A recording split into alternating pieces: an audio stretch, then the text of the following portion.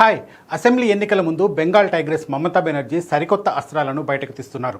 ఒకప్పుడు మైనారిటీల పక్షపాతి అని బుజ్జగింపు రాజకీయాలు చేస్తున్నారని బీజేపీ నుంచి తీవ్ర విమర్శలు ఎదుర్కొన్నది. ఇది ఇప్పుడు పక్కా హిందూ ఎజెండాతో ముందుకు సాగుతున్నారు. కమలనాథుల హిందుత్వవాదానికి బెంగాల్ హిందూ సెంటిమెంట్తో చెక్ పెట్టేందుకు మమతా వేస్తున్న మాస్టర్ స్కెచ్ ఏంటి? వరుసగా 4వసారి సీఎం పీఠాన్ని కైవసం చేసుకునేందుకు ఆమె ఎంచుకున్న టెంపుల్ పాలిటిక్స్ వ్యూహం ఫలిస్తుందా?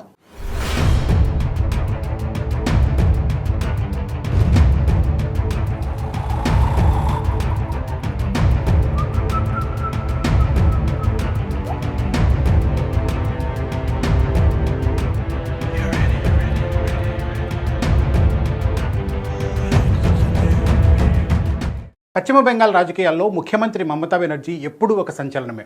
మైనారిటీ ముస్లిం కమ్యూనిటీని ఆమె బుజ్జగిస్తున్నారని విపక్షాలు ఎప్పటి నుంచో ఆరోపిస్తున్నాయి. అయితే ఈసారి ఎన్నికల సీజన్లో మాత్రం మమత తన స్టైల్ను మార్చుకున్నారు.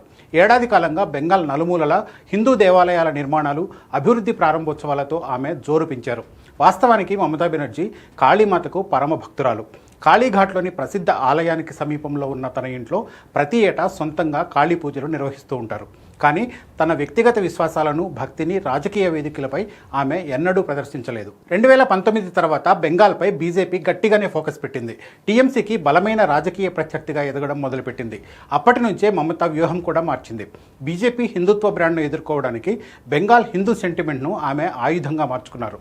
2021 అసెంబ్లీ ఎన్నికల్లో బీజేపీ జై శ్రీరామ్ నినాదాలకు, హనుమాన్ జయంతి ర్యాలీలకు ధీటుగా ఎన్నికల ప్రచార వేదికలపై మమత చండీ పారాయణం చేసి అందరినీ ఆశ్చర్యపరిచారు.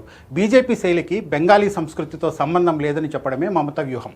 ఇప్పుడు అసెంబ్లీ ఎన్నికలకు రంగం సిద్ధమవుతోంది. వరుసగా 4వసారి ముఖ్యమంత్రి పీఠం దక్కించుకోవాలని పట్టుదలగా ఉన్న మమతా బెనర్జీ తన ఆలయాల నిర్మాణ పరంపరను, సాంప్రదాయ హిందూ పుణ్యక్షేత్రాల అభివృద్ధిని ప్రజల ముందు గర్వంగా ప్రదర్శిస్తున్నారు. దీనిలో భాగంగా తొలి భారీ అడుగు దీఘాలో పడింది.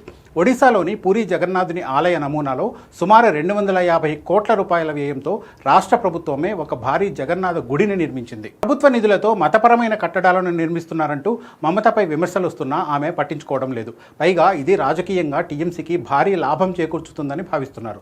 దీఘా అనేది తూర్పు మిడ్నాపూర్ జిల్లాలో ఉంది. ఇది 2021లో నందిగ్రామ్లో మమతను ఓడించిన బీజేపీ కీలక నేత సువేందు అధికారికి పట్టున్న ప్రాంతం.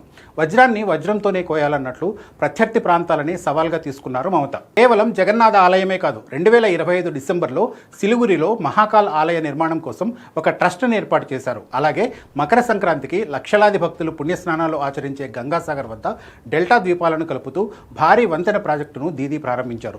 ఇక కోల్కతాలోని న్యూ టౌన్ ప్రాంతంలో ఏకంగా 262 కోట్ల రూపాయలతో 17 ఎకరాల విస్తీర్ణంలో దుర్గా అంగన్ ప్రాజెక్టుకు శంకుస్థాపన చేశారు. ఇందులో భారీ ఆలయాలు, మ్యూజియంలు, సాంస్కృతిక కేంద్రాలు ఉండబోతున్నాయి.